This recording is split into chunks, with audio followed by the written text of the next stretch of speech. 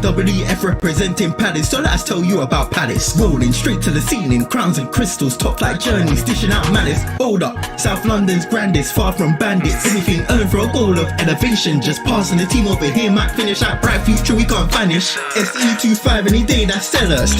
Rev up the engines, no more reverse reactions. Fan cams, bands on stream. Share up the team, support the dream team when Eagles fly, make noise and scheme. Dare to dream or dream to dare, taking a step to become supreme.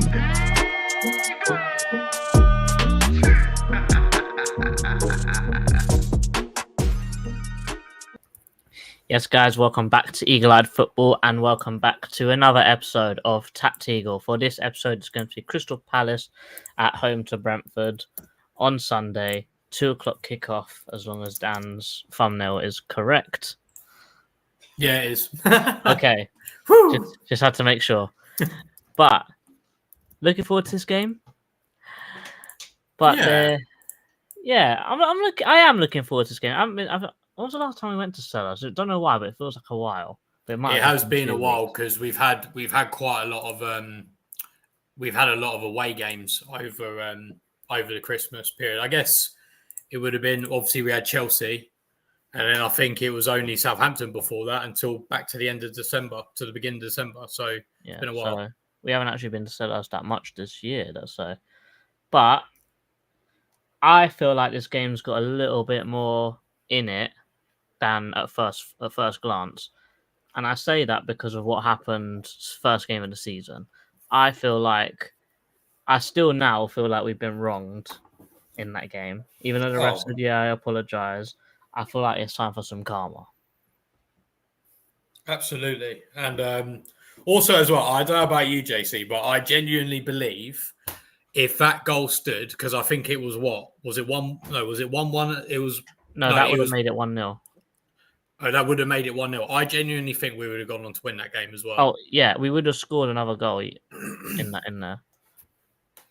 Yeah, I think so, because I think that kind of put us up on the ascendancy. And then, obviously, when it gets cruelly taken away like that, you're like, I think it was the equaliser, but I do think we would have gone on to win. Now you say it, I think it might have been... I thought it was the equaliser too. I thought it was the equaliser. Yeah, I don't know. Let me have a look. I'm sure it was a dodgy one, wasn't it? I know it was 2-1. When was the goal ruled out? I think it was to make it. It would have made it 1-1, I think, but I can't remember now.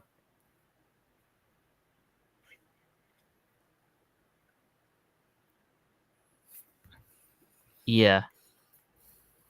Boy, it would have made it 1-1.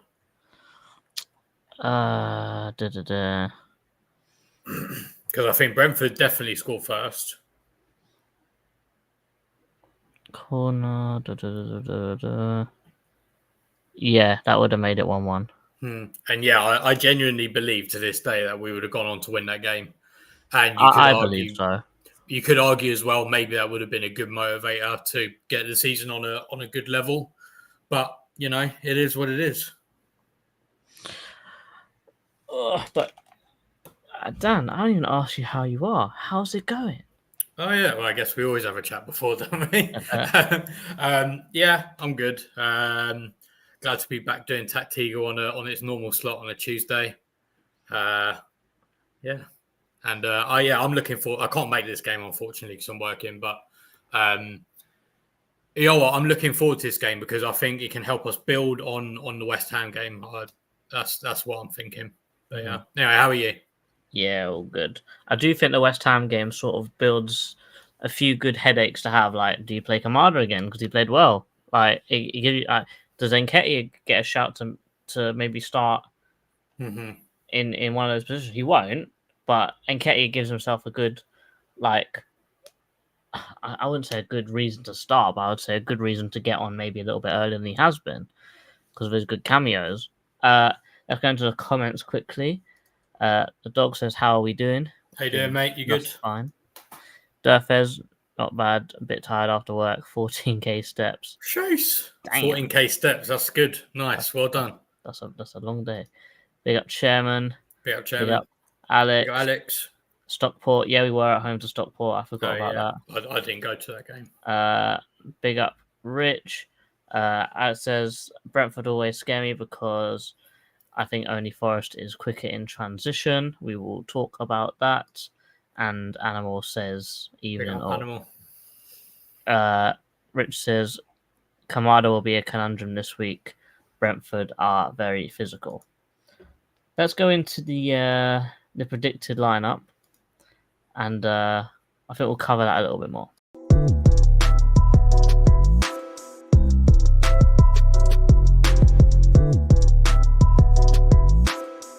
But before we talk about the lineup, we're going to talk about injuries. And Brentford have a lot of injuries. So, let's get into it. Rico Henry is back, but he's mostly chilling on the bench because I don't want to risk him getting another ACL or hamstring. But Josh Da Silva, injured. Ethan Pinnock, injured. Ayer, injured. Ryan Trevitt, never heard of him, but he's back apparently. Aaron Hickey, injured. Thiago, injured. Got injured in pre-season. And Gomez, also injured. Going back to Crystal Palace. Mateus França, Dan? Injured. Yeah. Adam Wharton, injured. Jefferson Lerma is back from his sickness. And Rob Holding is now holding bench in the under-21s. Which is even better. So he's moved up. He's part of the promotion charge. One good thing about Wharton, though, I'm fairly sure he's back in training now, isn't he? Yeah, so he's in training now, but they're not. But on preminjuries.com, they're not casting him to be fit until the 15th for the 2nd. But I would potentially rather to push that back a little bit more. Yeah, I think when you have a surgery like that, you know, it's like how long's a piece of string. Yeah, you don't really want to chance it. And also with a player like him, I feel like I would rather wait until he's fully fit to play the last 2 months of the season than play a month and go out again. Mm-hmm. So, yeah. And also he'll be back for pre-season and then next year, you know, we can go on again. But let's get into the predicted lineups. Here we go. Turner ain't playing, I'm sorry.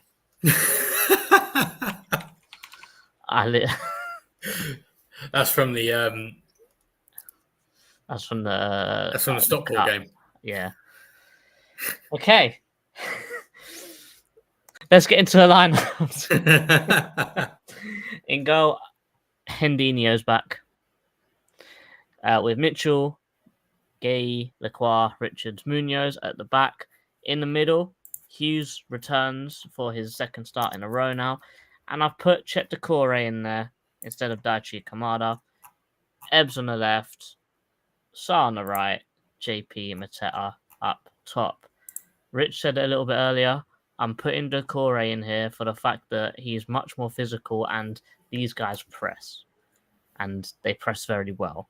And yes, Kamada is really good on the ball, but we do need that little bit of physicality because the fact that they've got Norgard and Janelt who sort of sit back, but you've got Janelt who also drifts forwards every so often.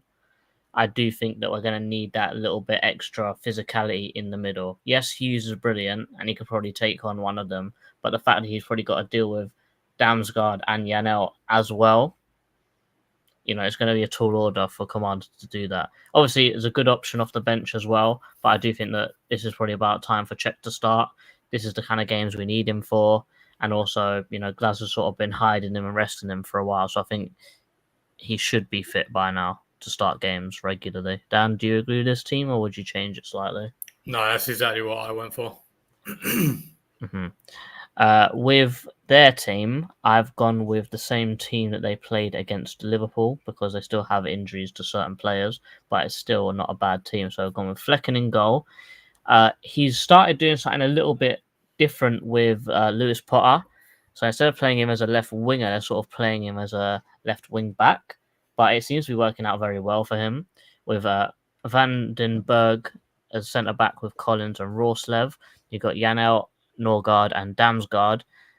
Mate, Damsgaard's brilliant, isn't he?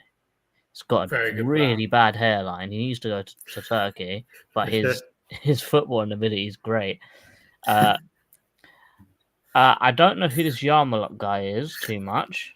Sorry, that's just tickled me because honestly, I remember thinking the same thing when I first I saw a picture and I was thinking, how could you be on like 50 grand a week and like have a hairline like that? What are you doing? You know, he's not. I don't think he's actually that old either. No, he's not. He's in his like mid-20s. I'm pretty sure he's in his mid-20s. He and, like, is. at the very least, shave it off, man. Like, what are you clinging on to? I'm older than him. He's You're 20. old. Yes, he's 24. I am older than him Jesus. by a few months, but I am older than him. This hairline. Oh. His hairline is so much better than his hairline. But yeah, man, he needs help. But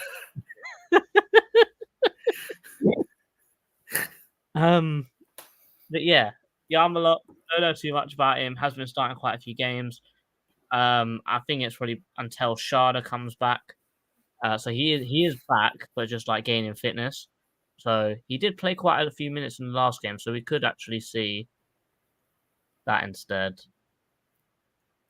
And then Wissa and Mbuemo up top.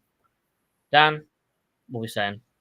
Yeah, I think, to be fair, I do think Thomas Frank is one of those managers who will, depending on who he's playing, change it up a little bit. So yeah, I think he could play Sharda because Sharda's very quick as well. And I would worry about Sharda's pace against Richards if he's isolated without Munoz. Or, well, not necessarily because Munoz is quick, but obviously if it's a 1v1, that's a bit peak.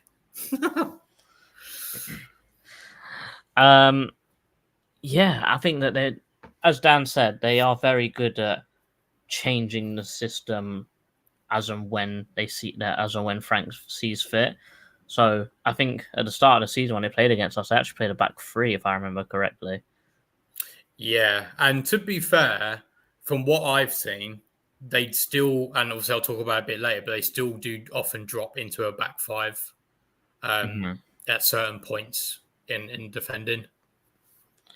I think that the main thing here that I would say before really talking too much in depth about the tactics is if this is the front four with Wissa and Mbuemo, Sharda and Damsgaard, you've got so much pace up front.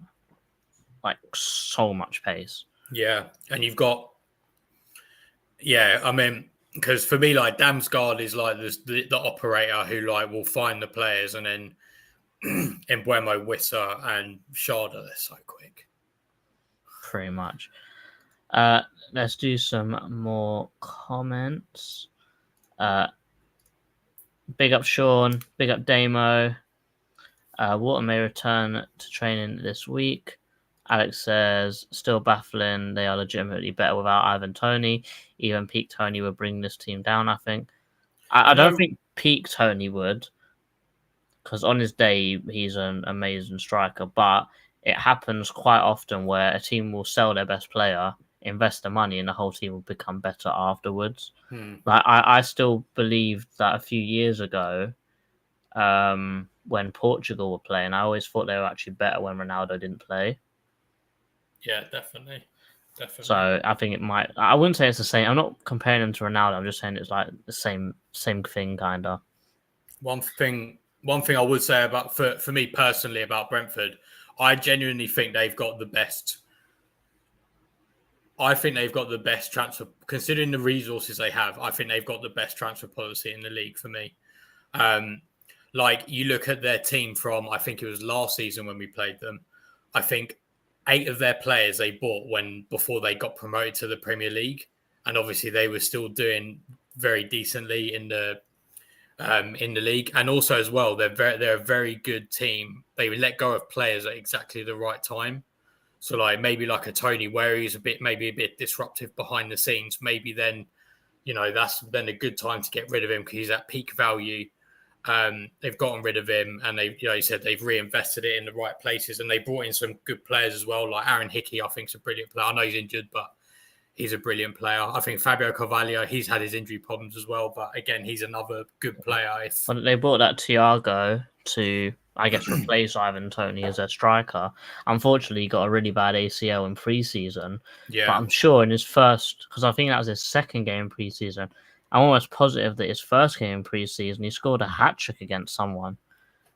And you're thinking, well, you know, it's a bit unfortunate, but still.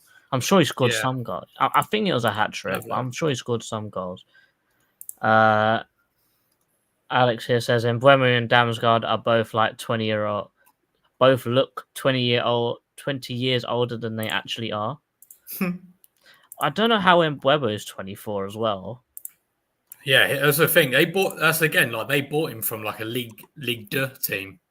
But the thing is, though, if you look at him, he looks like an uncle, though. Oh yeah, he does, 100%. Like bald beard, head on the wrong way around. It's crazy. The thing is, I think when you get to that stage, I think you just got to either accept it and just get rid of it all, or go to Turkey. He got a brace, by the way, in his first game. Yeah, it wasn't a hat trick; it was a brace, though. Yeah. Durfez, you know what they say about hairlines? Hair day gone tomorrow. Brentford budums. Oh no, we've got that sound, don't we? We never use it. Hey, there we go. Is a smooth operator. I don't like that guy because he tore us apart when he first signed for them when he got his first goal against us. So it is what it is. Kind of starts but play as well. First is good for the Joe. Did he score against us last time? I can't remember now. His first goal for Brentford against. Yeah, I thought that was. They gave up a lot of chances against Liverpool. Clip that he said Tony is Ronaldo. Yeah. Ivan Toney is better than Cristiano Ronaldo. Hickey is a great player, but he's just Nathan Ferguson level of injury prone. Yeah, he does get injured a lot. But I don't think he got injured very much in Italy. I think it's only since he's come to Brentford. The thing is, though, I've seen Aaron Hickey play. I've never seen Nathan Ferguson play. I feel sorry for Nathan Ferguson because West Brom apparently this is completely off piece, but apparently West Brom were playing him whilst he knowing that he was very likely to get no. They're playing him through like an injury, and then because of that and then I think he done his ACL or something like that, or his I can't remember. It was either an ACL or Achilles, and then ever since then he just never recovered. Yeah, from what I remember from that whole saga was he was injured. He was going to get the Palace move. The medical people said, or the Palace people said, do not play, you have an injury. But the coach picked him anyway and played him through it. And then as he did a sprint to recover the ball, he then done his ACL. So, whoever that West Brom manager is a waste, man, because he's literally ruined his career. Yeah. Finally, Alex says, big uncle energy from this Brentford team. Damn. Cool, let's get into the attack. Let's hope I clicked the right one.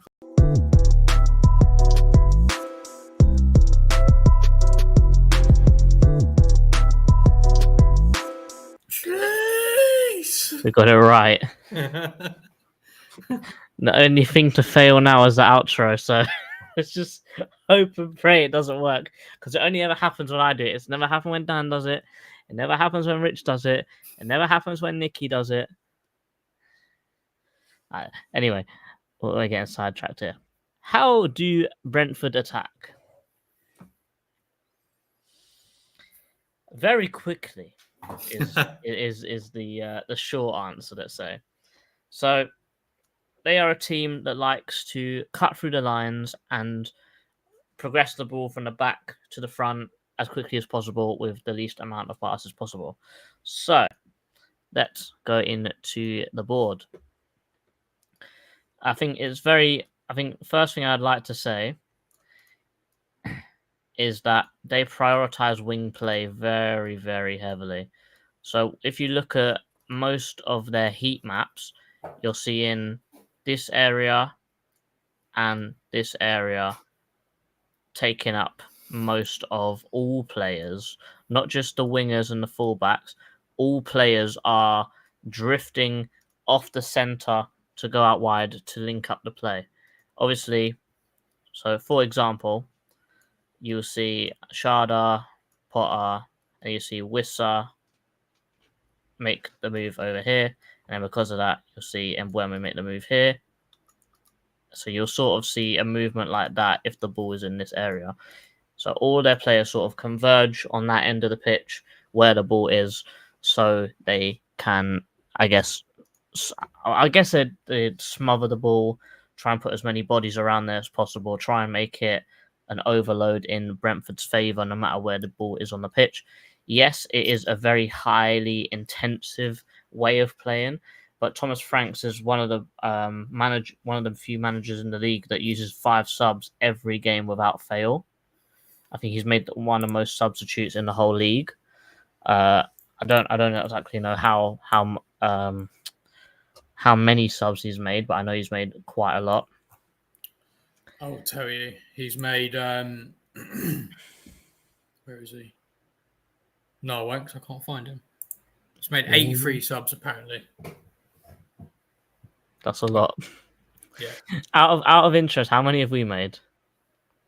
80. Oh. Do we make more subs than I thought? Maybe. I'm not sure. But anyways, that's probably because Nketiah and these men come on every game at like the 90th minute. And so they technically count. But he makes them early because of the higher intensity gameplay that they are involved in. But one thing I do think that's quite interesting is they go against the grain ever so slightly when it comes to their fullbacks. And I say that because, let me move everyone back to where they were before. They go against the grain ever so slightly because, let me get a ball. Cool. Let's say Sharda has the ball here and they're running at the fullback and they get to the byline or they get to about this area. Normally, what you'll see is you'll see the winger move inside here. And then you'll see the opposite fullback on the other side picking up the back post cross. However, they don't do that. What they do is whatever side the ball is on, so if the ball's on the left side, the left back will overlap here and they will leave the right-sided fullback back and they'll sort of switch into a 3 at the back like that. Obviously, if the ball's over there, he'll go back, and then it'll be Rorslev instead. But they overlap on the same side. And you think, well, why would you give up the far post? And I think it's because Premier League teams are so used to defending the far post that if you overload near post, it's very unexpected, it's very unusual, and it has been working. The reason I say that is because if Munoz here is 1v1 v Sharda, all the way down here, all the way down here, all the way down here. And then you've got us who do zonal marking. So then you've got these guys all trying to pick up those 2 players. But the second you add Potter doing an overlap here, you give Munoz a very difficult decision to make. Do you stick with Sharda so he doesn't pass inside? But knowing that if you stick with him, they're going to have an even freer cross into the box from Potter. Or, when he makes the run, does Munoz follow him, but then give Sharda the opportunity to maybe make a yard cut inside and shoot, or go down to the byline himself? So it's quite interesting how they would they'd turn a 1v1, which they like to put their forwards in, they like to put them in a 1v1 situation. Quite interesting. They like to put a 1v1 situation and then add someone else down that side instead of a midfielder showing for the ball like a normal team would, where you'd pass aside and recycle it. They'd want to go all the way down to the touchline and pull it back. They're a team that just want to use the whole pitch as much as they possibly can, which, is interesting, but also very, very difficult to defend against. So if I was Oliver Glasner and you're seeing Sharda or Munoz defending against Sharda 1v1, you've got a situation like this, basically. I think that, personally, the zonal marking has to get put in the bin for a team like Brentford. Their off-the-ball movement is so good, it's so fluid, and it's so fast as well with the pure pace that they have.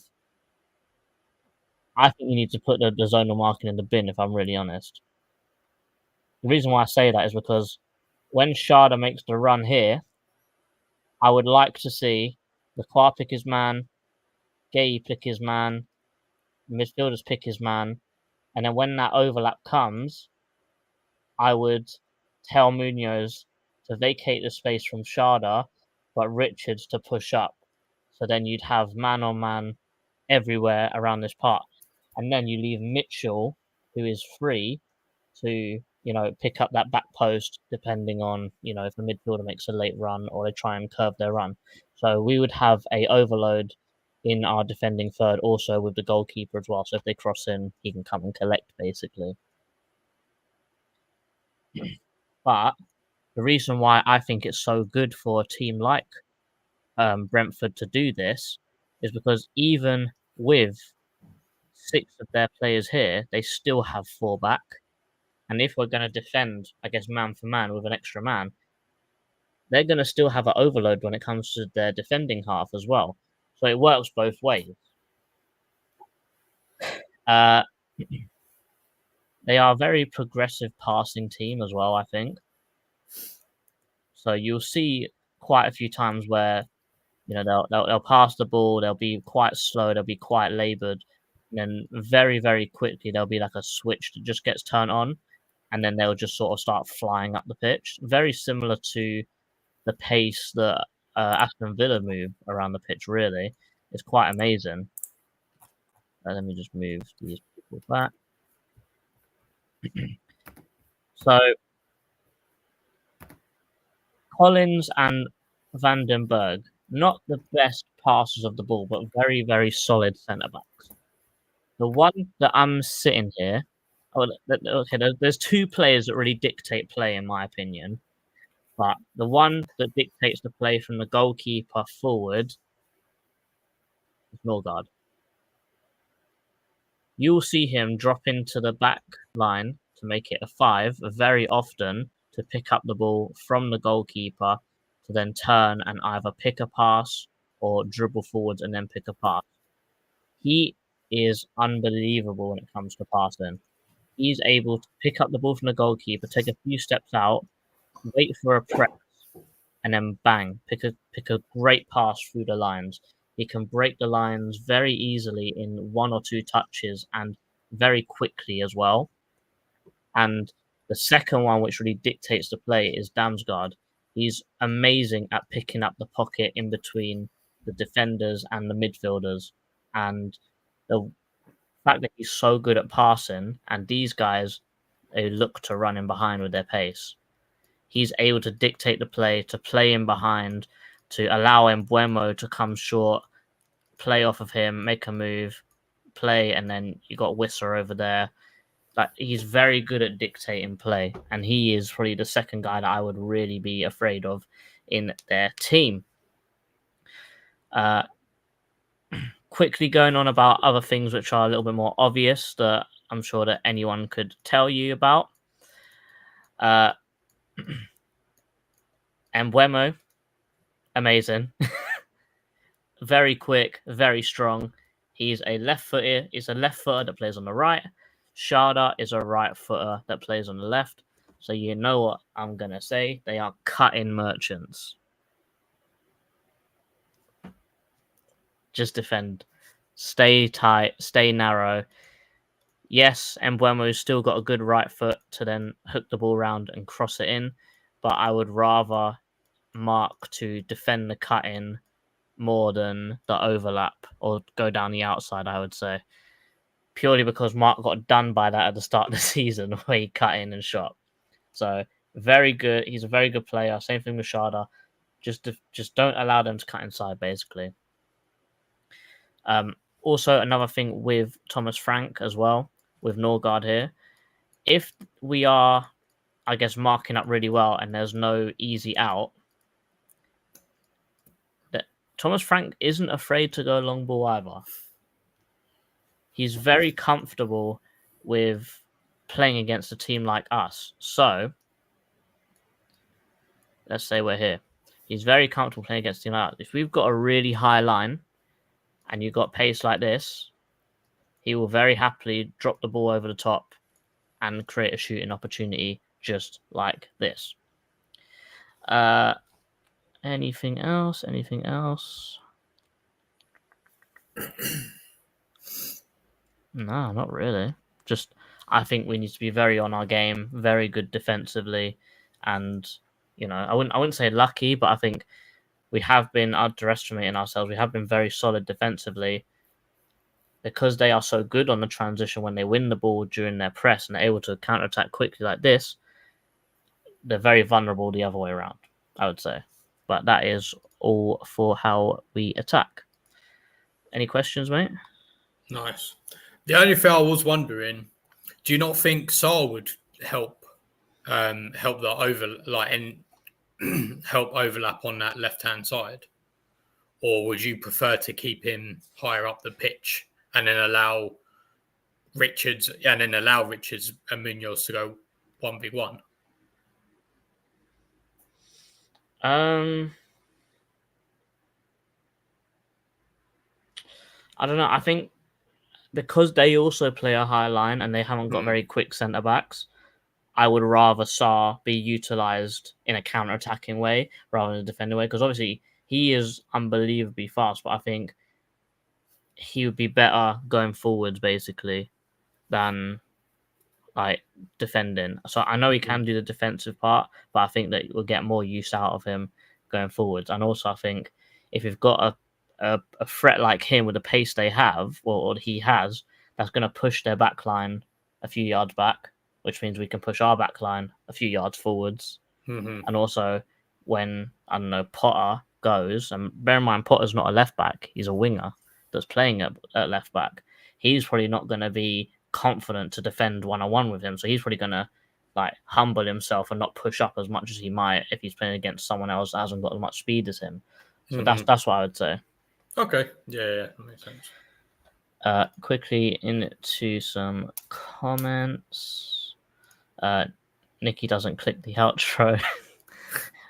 Brentford have been using the start of the game as a set piece. Yeah, that's true. The thing they've got going is really good. Have you seen it? They've got they've got a little routine. How do I explain it? So they sort of pass. So they pass from. So when we will pass back to Janelt, who will then pass it to Damsgaard. But then on the far side, you have Mbeumo sort of doing like a run from the touchline sort of in towards the goal, like a diagonal run. And then basically Damsgaard will just put a long ball over the top straight in. And then it's happened before. Literally, he's run straight onto it and just taken one touch and scored within a few seconds. So it is really good. Yeah. Just checked as a free kick would have made us 1-up. And when we scored 2 minutes later, put Brentford 1-up. Man on man all over the park. So this is a football channel. Could you please see appearance of Essay? Maybe later in the game when the game's dying out. I don't think we'll see much of Essay this season. And I do think that whilst we're on it, actually, we spoke about this before the stream, and we looked at what happened to him with Elise when he joined. Now, say what you want about Vieira, I do think the way he managed Elise was the right thing to do. But Elise's first start for us wasn't actually until game week 9 against Newcastle when we drew 1-1, and then he actually only made one. And then the rest of the year, he only made one start. And then it wasn't until the Millwall game, which was on the 8th of January, that he started. And then it was only thereafter they actually was basically starting for us over RU, and that from that on, that was game week 22 onwards. So, and I think it will be similar. I do think that Elisa has managed really, really well in his first season, because that sort of gave him that springboard to play a lot more in the second season. I think it's just a shame towards the end of the first season when he started playing him when he got that ankle injury in the cup, wasn't it? I can't remember, to be honest. But yeah, but I don't think SA will play. He definitely is not starting. I think he'll start against Doncaster. But yeah, I don't think he'll play too much, and if he does, he'll get like 10-15 at the end.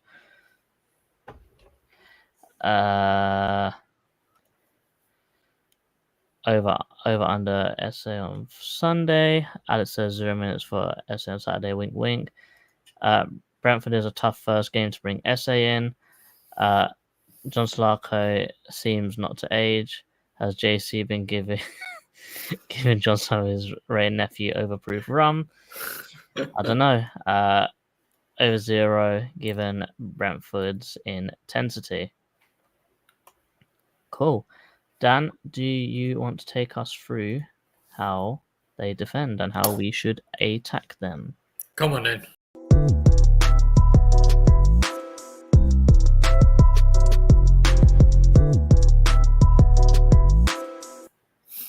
Right. So, now the thing is with Brentford, sorry, that's yours. This is my one. I feel like Brentford are a really weird team. Okay. Because I feel like there's the first thing I want to address, because I know that there's a lot of talk about how their difference in their home form versus their away form. Now, this is true. I think Brentford rank third worst for their form away from home, but rank third for their form at home. Oh, sorry, mate. Could you check your WhatsApp quickly? I need to dip real quick. Yeah, no worries. So guys, have a good stream with Dan. I will be back on our preview. So I'll be back on transfer weeklies tomorrow. Don't forget, slightly different. And then the preview on Thursday or something. But Dan, I apologize, mate. No worries. Do what you gotta do. All right, see you later, man. All right.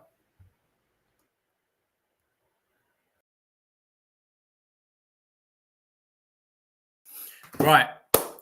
Got me, guys. So I can see your comments when they come up. So if it's relevant to what I'm talking about, I'll chuck them up here. But Brentford are a very weird team. So yes, what was I saying? Actually, you know what? Let's get the whole shebang out. Let's get the whole shebang out. Okay. So let's put on my other screens. Okay. I'm going to come back to this later. So, why is this like this? Is this it? No. Where's my? Right. So Brentford away from home and at home. So as you can see here, so I don't know why this website is doing this at the moment, but they're there.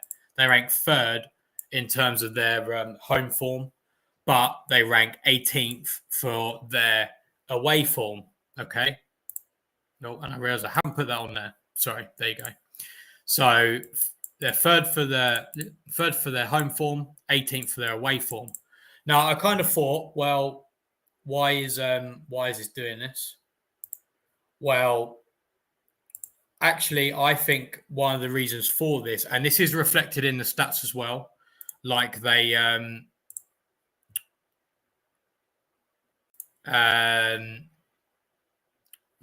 15th for their expected goals against, but especially away from home, they rank 13th for their expected goals against. 18.2 expected goals in 10 games.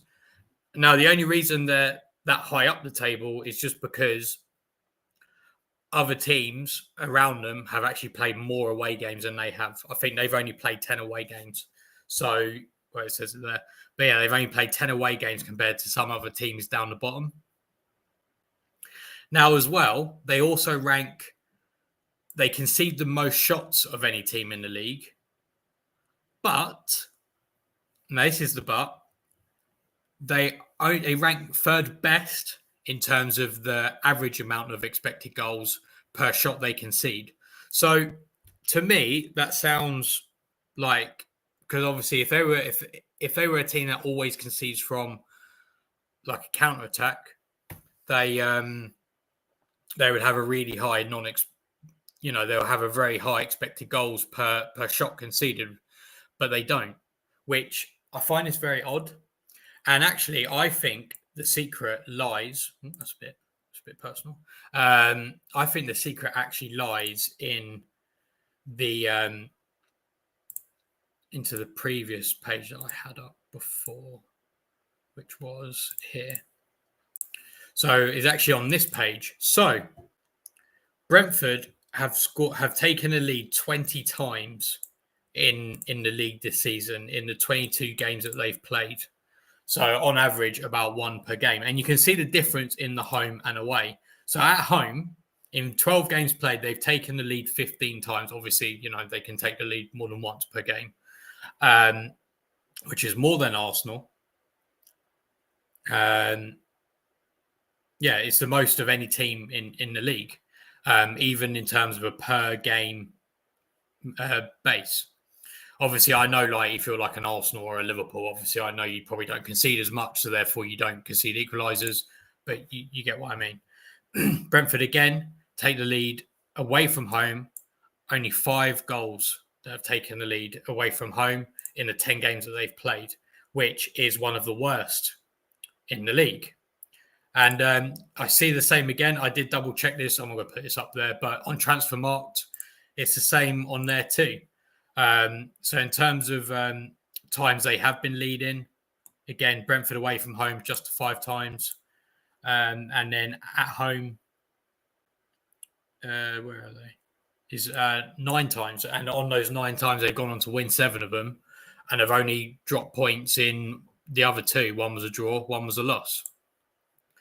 So I think really what it is, it's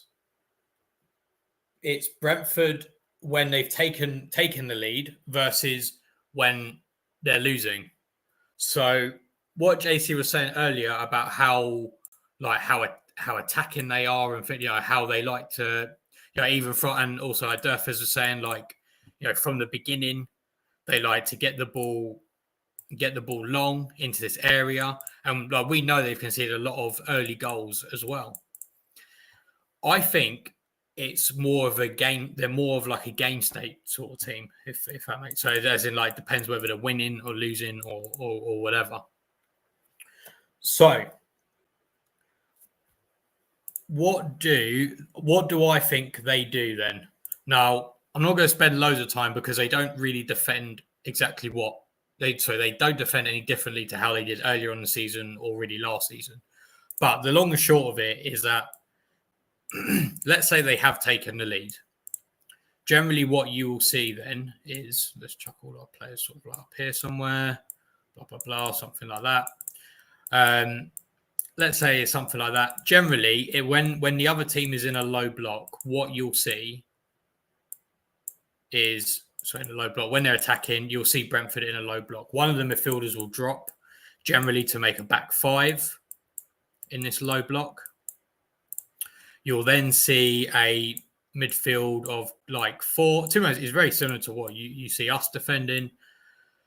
A 4 in the midfield, and then you have Wissa, who's kind of like going in and around here, and that is basically what you'll see. Okay, let's say the ball is on this side. Let's say Eze's got the ball, Mitchell's over here, etc., etc., etc. Something like this, let's say. Generally, if they're on this side, they'll bring their players over here as well. So what they always try to do is make sure there is always a numerical advantage. And what I mean by that is that means that they've got more players defending that area versus the amount of players who are attacking that area. So let's say Eze's got the ball here, players have been drawn over. Now, what another thing you could say, well, why don't we just why don't we just make sure we have a player over here? They will always have someone kind of like over here to kind of ensure or make that switch just a little bit more difficult. Now let's say Eze's got the ball here, he's passed to Ty Mitchell, and let's say Eze has, helped him out a little bit here. Okay, so we've got a 2v2, favourable-ish position for us. But like I said, what they will do is they will have a player come over to make it a 3v2, to make it difficult for them or for us to then get past them. Because obviously, if you've got a numerical advantage, it's a lot more easier for you to defend or attack in the reverse. And that's kind of it, really. The only other thing to mention is that when they are maybe a bit further up the pitch, they do tend to defend more in like a 4-4-2. So if it's a bit further up, it will be more like this. But to be honest with you, I don't think we'll see this. You'll see this in, during build-up and stuff, but you won't see it very often, to be honest. So, yeah. And the reason why we have 4-4-2, why they have 4-4-2 is the same reason why a lot of teams defend in a 4-4-2 kind of style. Is just because it gives really good coverage for players defending. You pass the ball there, if you're there, it's still difficult to get there. If you've got a decent aggressive fullback, centre backs, you got this. But obviously, you may be seeing some gaps where we might be able to exploit a little bit. Now, this is if they've taken the lead, okay? And again, like JC was saying, we'll have attacking fullbacks and stuff like this, so on and so forth. I don't know where he goes, but he goes like over there, let's say. Like I said, it's difficult to counter-attack because they do have a decent rest defence. And generally what I tend to see when they were defending this is that, let's say we do win the ball here, they won't dive into tackles. They will make sure that, they're holding up the play as opposed to just taking the player out and taking a foul. They will try to do that, so then it gives time for players to come back. Now, I know people have said a lot about their pressing, but to be honest, I don't think they're as aggressive pressing defensively as they used to be. They used to be really aggressive, but genuinely, they don't seem to it, and the stats also seem to suggest that they're actually more of like a mid-table, in like the middle for how intense they are. Like, for example, they're 11th for possession in the league, but they give the most touches in their own defensive third and penalty box of any other team in the league. They also have, where has it gone? So they also there's a metric called PPDA, which sounds fancy, but it's not. Basically, all it is how many touches do they allow before they actually go in to try and intercept or tackle, basically.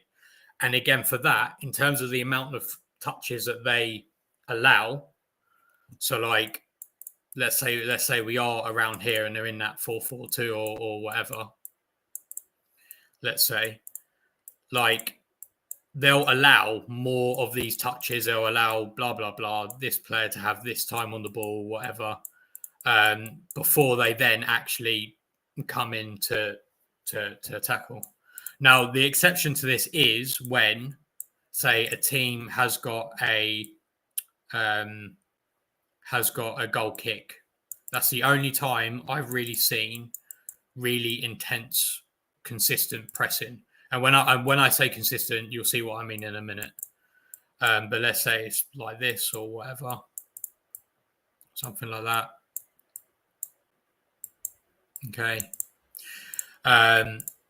Like when we do have a goal kick, yes, say pass it to Maxence Acquar, they will press in a 4-3-3, which again is a relatively normal shape for teams to press in these days. They will close this team down. Again, I don't think it's really to necessarily win turnovers. I think it is just to kind of like win the ball back, perhaps. But obviously, if they do win a turnover there, then that's good for them. But I wouldn't say pressing is a huge asset. The only other times they do kind of do it is if, say, we do have the ball over here, and there is an opportunity for them to close in. That is the only time I would say that they ever really do that. But again, I don't think it's particularly as aggressive as they used to be. I feel like they've gotten quite passive under Thomas Frank. Whether that's because of the injuries that they've sustained this season, I don't know. But I don't think they're not this all gung ho team like they used to be.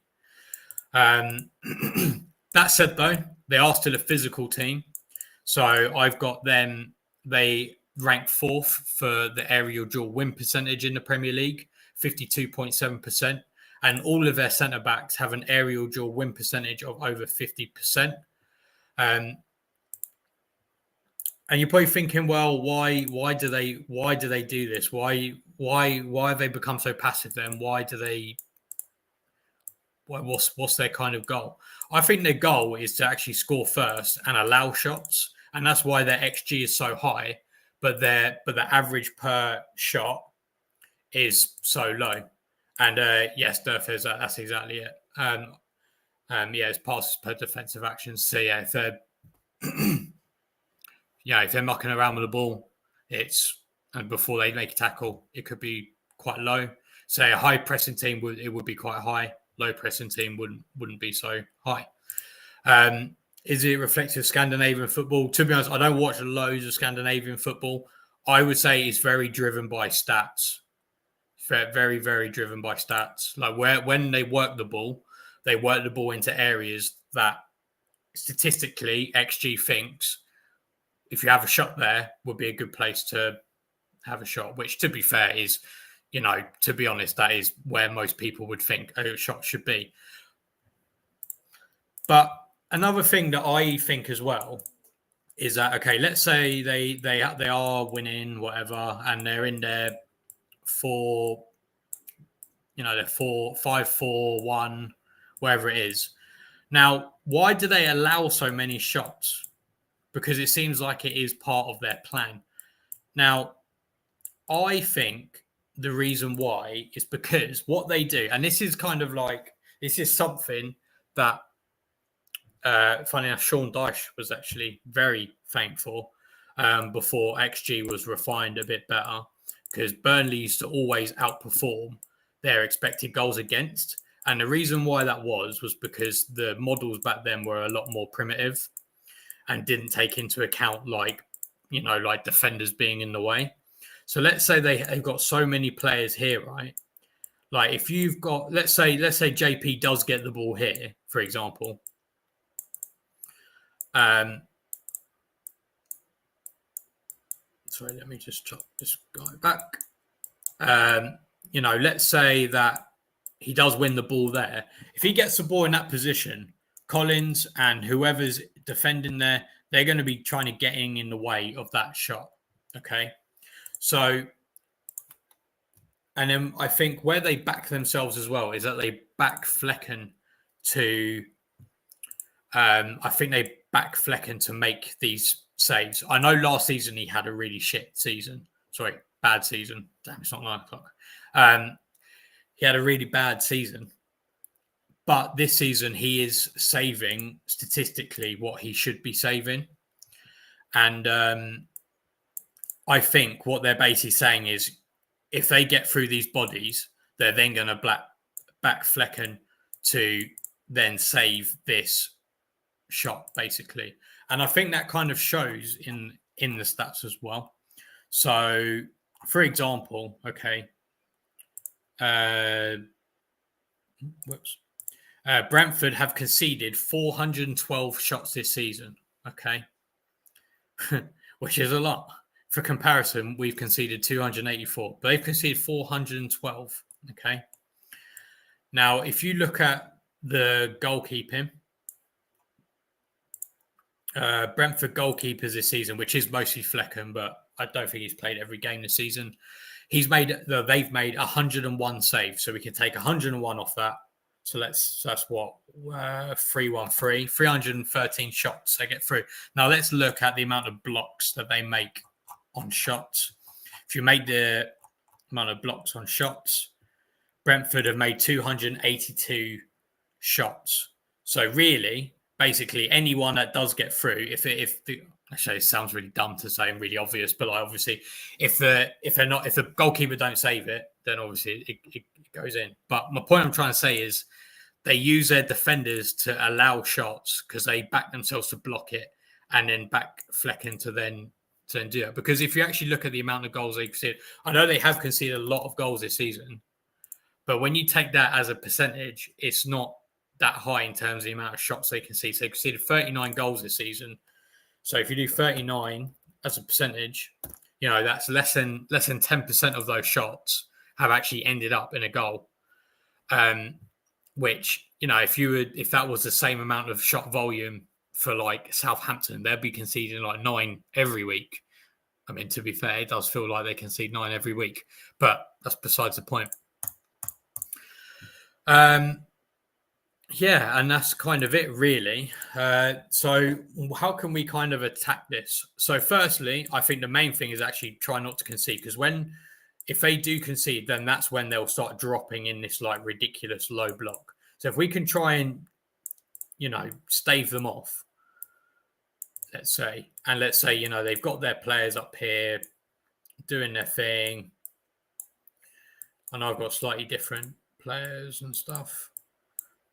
But like you're looking at this, they do commit. I know I said about their rest defense, but that's only really when they go a goal up. If they've got, if they're trying to score a goal, they don't necessarily. They'll throw more players forwards. Is what I'm trying to say. So firstly, we can hit them on a counter attack, which would be the first thing. So you can see here, like.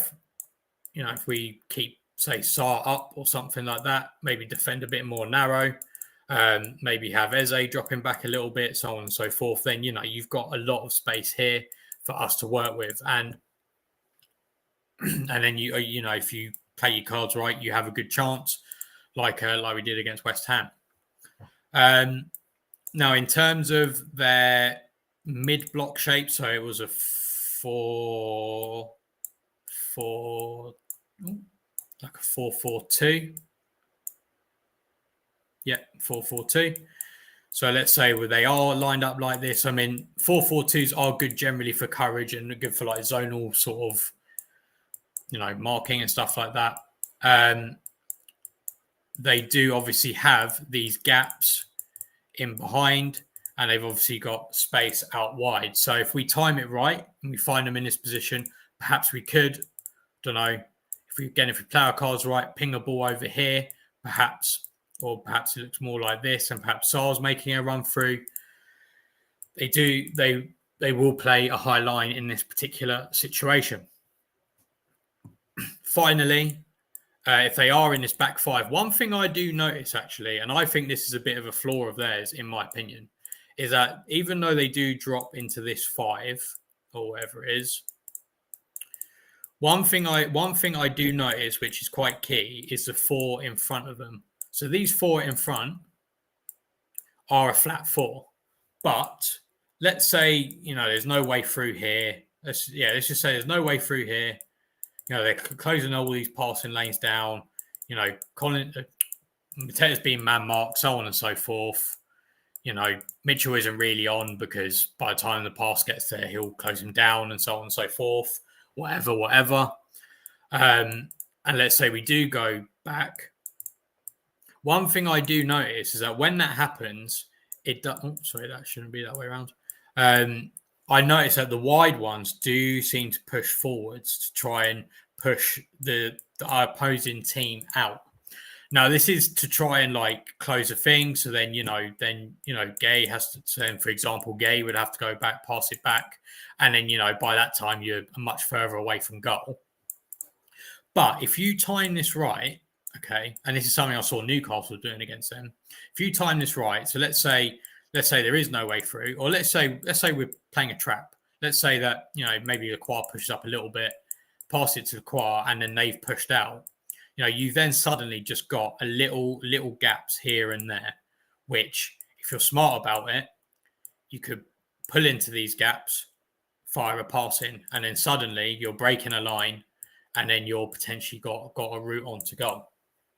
That's a big thing that I noticed. And to be honest with you, that's pretty much what all it will be from me. The only other thing that I would like to maybe mention is that if this is Romain Esse, I would say he's more of a controller of the ball rather than like a Sarr running in behind. So he could be this player who runs into those gaps later on in the game, potentially if we need it. And then run at the players like I would imagine as they would on the other side. And then we can have Mitchell overlapping, Munoz overlapping, etc., etc. But that's all I really have to say. So just to summarise, yeah,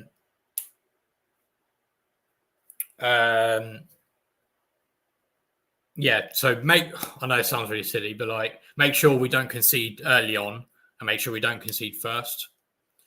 And if so